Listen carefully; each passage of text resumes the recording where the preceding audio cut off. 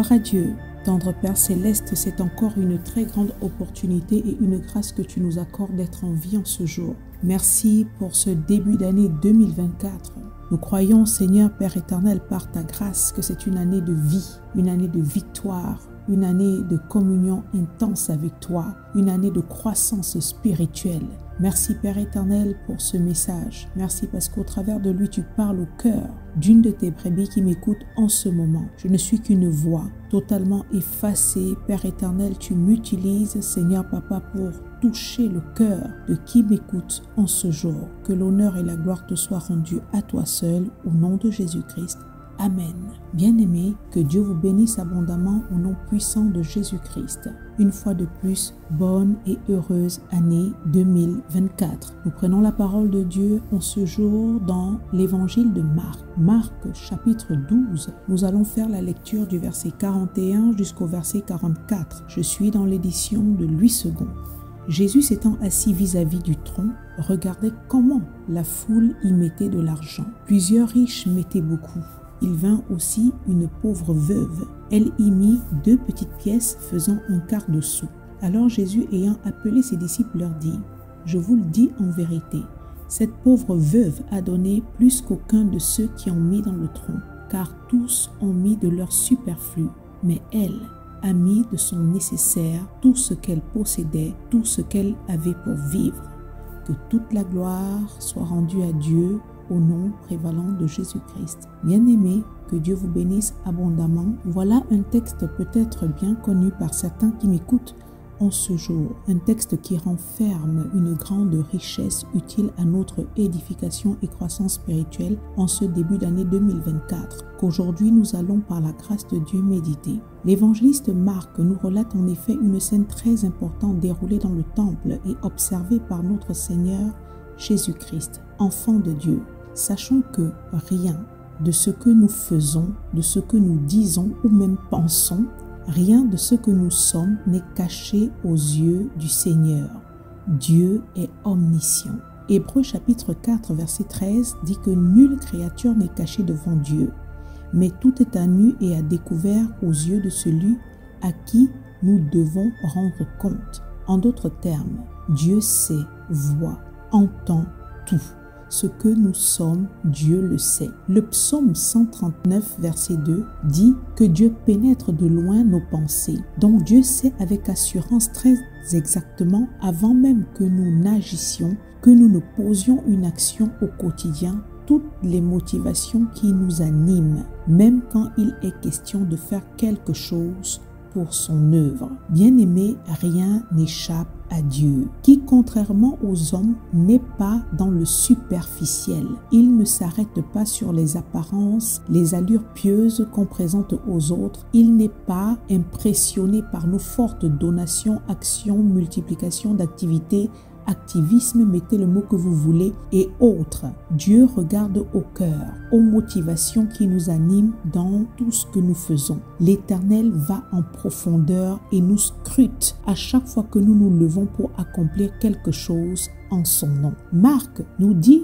que dans le temple, Jésus était assis vis-à-vis du tronc et regardait comment la foule y mettait de l'argent. En ce début d'année 2024, soyons conscients que les yeux du Seigneur sont sur nous tous et il nous observe et regarde comment, de quelle manière nous agissons pour son œuvre ou encore en son nom. Comment est-ce que nous donnons pour son œuvre? Il regarde à l'état de nos cœurs. Marc nous parle de 2 catégories de personnes bien distinctes qui devraient nous interpeller chacun pour sa part. Je reviens dans cette édition rappeler que la parole de Dieu, c'est la lumière qui éclaire nos vies, nos cœurs. Elle nous révèle qui nous sommes réellement, agissant comme un miroir tel que le déclare le livre de Jacques. C'est pourquoi face à elle, nous devons être doux et humbles, se remettre en question s'il le faut et se réajuster dans la marche si jamais on s'est égaré. En cette nouvelle année, prenons la décision de nous laisser modeler,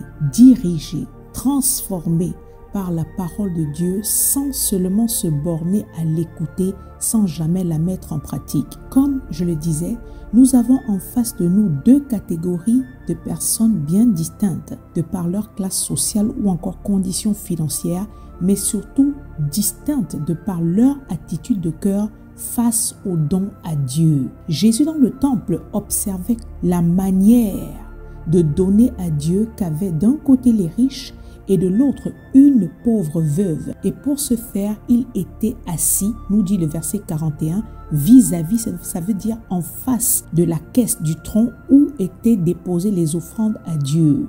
La parole dit qu'il l'observait. Ça veut dire qu'il regardait, il examinait, il étudiait comment, de quelle manière la foule, les personnes qui entraient dans le temple, dans la maison de Dieu, donnaient. Afin de ne pas créer d'amalgame, j'aimerais relever dès le départ certains points importants. Dieu, l'Éternel, le Tout-Puissant que nous servons fidèlement, aime tous les peuples de la terre, toutes les races confondues, toutes les catégories de personnes, et n'a aucun problème avec l'argent, ne prône pas la pauvreté financière matérielle pour aller au paradis. Agé chapitre 2 verset 8 dit que l'or et l'argent lui appartiennent. Dieu n'est pas contre les riches, n'aime pas forcément les pauvres au détriment des riches. L'Éternel lui-même est la source abondante de toutes sortes de richesses. Il souhaite que ses enfants prospèrent à tous égards, y compris financièrement, matériellement, et soient en bonne santé comme prospère l'état de leur âme, nous dit 3 Jean chapitre 1 verset 2. Dans la parole de Dieu, nous avons nombreux serviteurs de Dieu qui ont été très prospères. J'insiste à nouveau sur ce point car cela est très important.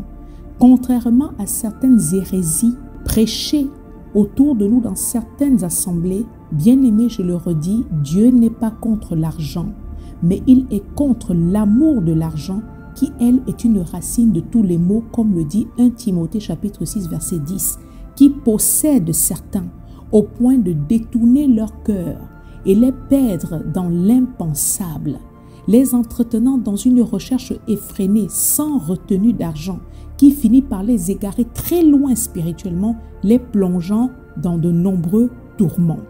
En ce début d'année 2024, Dieu a quelle place dans ton cœur, bien-aimé? Est-ce qu'il vient avant ou après l'argent? Est-ce que on s'est totalement, entièrement donné à Dieu ou alors on l'a fait de manière partielle? A-t-on donné à Dieu le superflu de qui nous sommes, le superflu de notre temps? À nos heures perdues comme ça, on peut prendre la parole? Ou est-ce qu'on s'est totalement confié entre les mains de Dieu? Regardons à nos cœurs, à nos actions, à notre année 2023 et soyons honnêtes envers nous-mêmes si nous nous sommes donnés totalement à Dieu. Voyons-nous, quand le focus dans la vie d'un individu n'est pas premièrement l'Éternel et une vie dans la vérité, l'obéissance à ses valeurs, alors la vie de cet individu sera misérable. Bien-aimés, sans le Seigneur, nous ne pouvons rien faire. Je vais me répéter. Quand dans la vie d'une personne ou alors quand la vie d'une personne est centrée sur autre chose que Dieu, premièrement, est centrée par exemple sur la recherche de tout ce qui tourne autour des essences matérielles, financières, carrière ou encore la recherche de la gloire, des honneurs, des hommes, des privilèges de ce monde à tout prix, mettez le mot que vous voulez, cette personne, quand bien même elle déploierait monts et marais pour parvenir à ses fins, n'aura jamais d'équilibre, de paix, de joie véritable, car ceci, ce sont des valeurs qui émanent de Dieu et qui se déversent sur ceux qui marchent en communion étroite avec lui. Bien-aimé, en ce début 2024, choisis bien quelle est ta priorité. Et attention de ne pas donner la place réservée à Dieu dans ton cœur à certaines choses comme l'argent, la célébrité, la carrière, la notoriété, la clameur des hommes et autres, car à force de poursuivre toutes ces choses, elles vont finir par te détourner de Dieu, te compromettre où tu te trouveras à adorer Mammon. Satan ne sait pas donner. Il ne donne rien pour rien. Tout don parfait, nous dit Jacques chapitre 1 verset 17, et toute grâce excellente ne descend que de Dieu. La véritable bénédiction, celle qui enrichit et qui ne s'ensuit d'aucun chagrin, ne provient que de Dieu. La véritable élévation provient de l'Éternel et non de l'Orient, de l'Occident ou du désert. C'est Dieu qui élève. En cette année 2024, recherchons premièrement le royaume et la justice de Dieu. Et toutes choses comme la nourriture, la boisson, le vêtement et autres nous seront données par-dessus, dit Matthieu chapitre 6, verset 33. La parole nous dit aujourd'hui dans le temple, Jésus s'étant assis vis-à-vis du trône, regardait comment la foule y mettait de l'argent. Aujourd'hui, c'est nous, le temple de Dieu. Et il regarde comment nous le servons à tous les niveaux. Bien-aimé, le don marche avec l'amour. Donner, c'est aimer. Dieu ne parle pas d'amour sans don, car lui-même a tant aimé le monde qu'il a donné son Fils unique, tel qu'il est dit dans Jean 3, verset 16. Dieu est le premier à avoir donné, le premier à avoir aimé. Et il y a plus de bonheur à donner qu'à recevoir, nous dit Actes chapitre 20, verset 35. Donc, qui donne, reçoit. Ça, c'est un fait et c'est la loi de la semence qui est biblique. Surtout quand le don est fait avec amour et de tout cœur. Qui veut être béni commence par être une bénédiction pour les autres. Parce qu'on récolte ce qu'on sème, nous dit Galates chapitre 6, verset 7. Tant qu'on n'apprendra pas à servir Dieu aussi avec nos finances, il y a un certain type de bénédictions qui resteront tout simplement inaccessibles dans nos vies. Et ça, le diable le sait. Voilà pourquoi il s'évertue à endurcir les cœurs sur le domaine financier. C'est une parenthèse que j'ouvre et je referme. Disant ceci, j'aimerais également dire que soutenir l'œuvre de Dieu en bénissant financièrement un ministère constitue à la fois une preuve de maturité spirituelle, d'amour, de reconnaissance envers Dieu, sa parole et ses ministres. Donc, un croyant qui aime Dieu de manière authentique, même si cela lui en coûte, donnera librement, naturellement, avec amour et joie, en toute simplicité, sans contrainte, comme le fit cette pauvre veuve. Le véritable croyant n'est pas centré d'abord sur sa propre personne, mais sur l'accomplissement de la volonté de Dieu qui, elle, passe aussi au travers des dons et cherche constamment à être une source de bénédiction pour le corps de Christ. Agissant de la sorte, bien-aimé, on s'attire la bénédiction de Dieu. Je redis encore que plusieurs portes de bénédiction dans la vie de certains, malheureusement, restent encore fermées et leur vie sont sèches, improductives, malgré la condition de travail, les conditions sociales et autres à cause de l'état de leur cœur. Des foyers, des vies complètement éteints, car Dieu n'est pas mis en avant, malgré les présences constantes, permanentes dans les différents cultes et leur activisme dans l'Église. Bien-aimés, attention à nos cœurs. La parole nous interpelle en ce début 2024. Comment donne-t-on à Dieu? Aujourd'hui, nous avons deux catégories de personnes dont le problème n'est pas la condition sociale financière, mais bien l'attitude de cœur face au don à Dieu. Savons-nous que derrière le don, l'attitude de cœur qui accompagne le don, peuvent se cacher soit l'approbation ou non de Dieu? Veillons sur nos cœurs, car c'est du cœur que tout part. Et en ce début 2024, donnons premièrement nos cœurs à Dieu. Parce que le focus de cette édition n'est pas l'argent, mais l'offrande de soi à Dieu, le don du cœur à l'Éternel, qui veut que nous lui appartenions entièrement, complètement, totalement. Il dit dans le Proverbe 23, verset 26, « Mon fils, donne-moi ton cœur et que tes yeux se plaisent à mes voies. » Bien-aimé, tout comme le Seigneur était assis dans le temple à observer comment les personnes donnaient les offrandes pour les besoins relatifs à la maison de l'Éternel, c'est de la même manière que Dieu regarde comment nous l'aimons, agissons dans le service en son nom. Qui aime Dieu spontanément, facilement, évidemment, fera sa volonté sans murmure. À toi qui me suis en ce moment et qui est assis dans les assemblées, les temples, les communions de maisonnées de frères en Christ et qui fréquente des groupes de prière, est-ce que tu aimes Dieu? Est-ce que ton cœur lui appartient réellement? Est-ce que tu mènes une vie dans l'obéissance? Est-ce que tu pratiques la sanctification? Es-tu une personne intègre? Bien-aimé, je redis encore que aimer c'est donner, donner c'est aimer. Comment donnons-nous à Dieu? Comment aimons-nous Dieu? La vérité est-elle attachée à nos reins? Ou alors on vit dans le mensonge, la dissimulation, les apparences de piété? Souvenons-nous que Dieu nous regarde, nous scrute, nous observe et sait toutes choses, entend parfaitement tout ce que nous pouvons dire. Il sait quand c'est le superflu qu'on lui donne de nos vies, de ce que nous sommes. Il sait ce qu'on se garde pour nous-mêmes et qu'on l'empêche de toucher. Nous sommes au début d'une nouvelle année et ne faisons pas Dieu menteur dans l'accomplissement de ce qu'il nous promet. Mettons en pratique la parole de Dieu si nous voulons voir, vivre le miracle dans nos vies.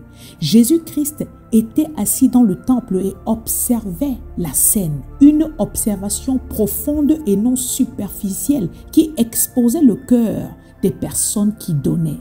Dans nos donations, dans nos services ou d'autres domaines de manière générale, Dieu n'est pas impressionné par ce que nous présentons en superficie aux autres. Mais je redis, il va plus en profondeur, ne considérant pas forcément important d'abord le montant, la somme, la quantité qu'on lui donne, mais le cœur, les intentions internes, les motivations profondes qui nous animent. Car avant même qu'on ne tende la main pour donner, Dieu sait déjà toutes choses. Parce qu'il regarde au cœur et non aux apparences, comme le dit 1 Samuel 16, verset 7. Il ne considère pas ce que l'homme considère, ce qui frappe aux yeux, ce qui impressionne les cinq sens. Dieu regarde le cœur. Dans notre marche avec Dieu, il est bon de nous le rappeler constamment. Parce que nous vivons dans un monde qui est rempli de faux semblants et d'apparences. Un monde qui est plein de m'as-tu vu, où certains sont prêts à tout pour se faire voir, prêts à tout pour être au devant de la scène et s'attirer la gloire des hommes, être connus, être célèbres, quitte à endosser des manteaux de piété alors qu'ils en renient tout ce qui en fait la force. À propos de telle personne, Paul dira à Timothée son fils, éloigne-toi d'eux, en 2 Timothée chapitre 3 verset 5. En ce début 2024, ayons du discernement spirituel parce que le véritable croyant développe les caractéristiques de Dieu, ne s'arrête pas aux apparences, ne marche pas selon la vue, n'accorde pas foi à tout et n'importe quoi à cause de la popularité sur le net et autres artifices, ne court pas après le show, les miracles ou que sais-je. Consulte Dieu en toutes choses et se laisse conduire par l'Éternel sans se laisser influencer, conditionner par les apparences qui parfois malheureusement sont trompeuses. Le véritable croyant recherche et s'attache premièrement à la doctrine authentique, la parole de Dieu droitement divisée, la vérité prêchée qui ne fait pas toujours plaisir à sa chair et le pousse à mener une vie dans la crainte de Dieu, qui honore Dieu, dans la sanctification et l'obéissance. La doctrine qui le ramène à aimer Dieu, à le servir avec intégrité, justice et droiture, sans poursuivre aveuglement tous les ministères qui se promènent en longueur de journée devant nos yeux et nous servent le spectacle, sans aucune transformation, sans aucun véritable impact spirituel dans la vie des brebis, qui après avoir ressenti tout genre de chair de poule et frissons lors des cultes et les moments de louange à cause de la beauté des salles, l'éloquence des prédicateurs, elles-mêmes finissent par témoigner à la fin de toutes ces choses que leurs vies sont statu quo. Les conditions sont toujours aussi médiocres, subissent toujours les mêmes tourments, aucune transformation, aucun changement dans la vie. Bien-aimés, attention à la distraction, aux apparences spirituelles, car ce n'est pas parce que certains s'agitent ça et là, multipliant les initiatives entre guillemets spirituelles, se plaçant au devant de la scène, faisant tomber les gens, apparence de miracles, donnant, multipliant des actions, innovations ou que sais-je, qu'ils sont réellement approuvés, mandatés par Dieu. Jésus-Christ présent dans le temple était assis en face de la caisse pour voir comment, de quelle manière on donnait à Dieu. Donner, c'est aimer, aimer, c'est donner. Un enfant de Dieu authentique rempli de discernement ne suit pas tout le monde, n'adhère pas à tout groupe par amitié avec les participants amis de longue date, ne fréquente pas une église parce qu'elle est réputée et très en vogue, car Dieu juge les œuvres de chacun, ainsi que les services et les ministères, non pas à leur taille, ni à leur influence ou leur succès, même si ces succès sont planétaires. Mais ce qui intéresse Dieu, c'est l'amour, l'authenticité, la consécration, la vérité, la foi véritable placée en lui et en sa parole. En ce début 2024, nous devons encore entendre ce style de message pour cesser d'être séduit et surtout ballottable à tout vent de doctrine à cause des apparences. Combien adhèrent aux méga églises très en vue à cause de leur popularité, de leur beauté et autres, et non à cause de la véritable doctrine prêchée. L'évangile est démonstration de puissance et d'esprit et non discours persuasif, nous dit Paul dans 1 Corinthiens chapitre 2 verset 4. Là où il y a la vérité, il y a la délivrance. Ça se voit et ça se sait. En 2024, arrêtons les apparences, les beaux bâtiments avec toutes les infrastructures qui brillent, les richesses, l'activisme de certains ministères sur la toile qui, de par leurs médias, séduisent, attirent plusieurs, alors que la doctrine authentique est subtilement diluée, à tel point que certains pasteurs sont plus que des stars aujourd'hui, qu'on n'approche même pas facilement au risque d'être plaqués au sol par des gardes du corps. Des pasteurs stars que les brebis dans les ministères élèvent beaucoup plus que le Seigneur en personne. Des assemblées où on idéalise, surélève tellement le couple pastoral qu'on cherche à parler, s'habiller, à tout faire comme eux. Tout est superficiel. Bien-aimés, c'est vrai que la parole de Dieu nous demande d'honorer nos conducteurs spirituels et Hébreux 13 verset 17 demande d'avoir de la déférence pour eux. Mais nos regards doivent être centrés sur Dieu. Bien-aimés, sur le Créateur et non sur la créature. Attention aux artifices, aux impressionnistes qui jouent avec les émotions et subtilement détournent le cœur des brebis de la véritable doctrine. En ce 2024, chers croyants, consulte Dieu et place-le devant. Ça t'évitera de commettre de graves erreurs. Dieu ne partage sa gloire avec personne. Écoute un message prêché et consulte après également la parole de Dieu. Soyons comme les croyants de Bérée en Actes 17 verset 11 qui prenaient le temps d'examiner les Écritures chaque jour pour voir si ce qu'on leur enseignait était exact. Bien aimé, la vérité est qu'on sert Dieu. C'est l'Éternel qu'on sert.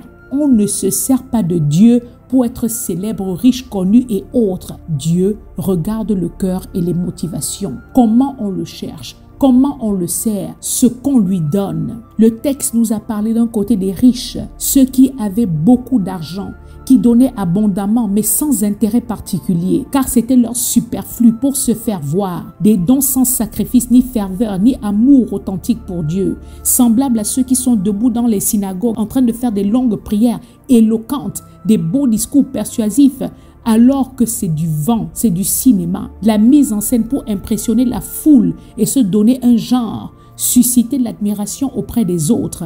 La parole nous parle également d'une pauvre veuve qui a donné apparemment aux yeux physiques un montant insignifiant.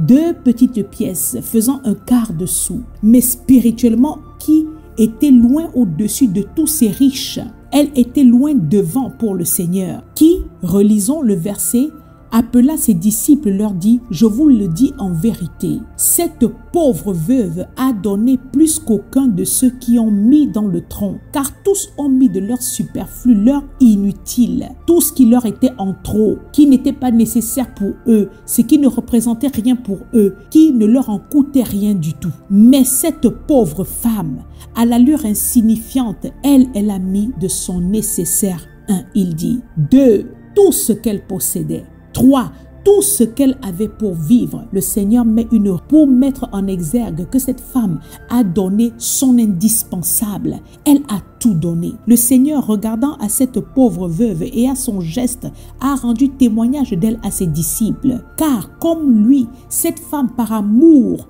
avait tout donné.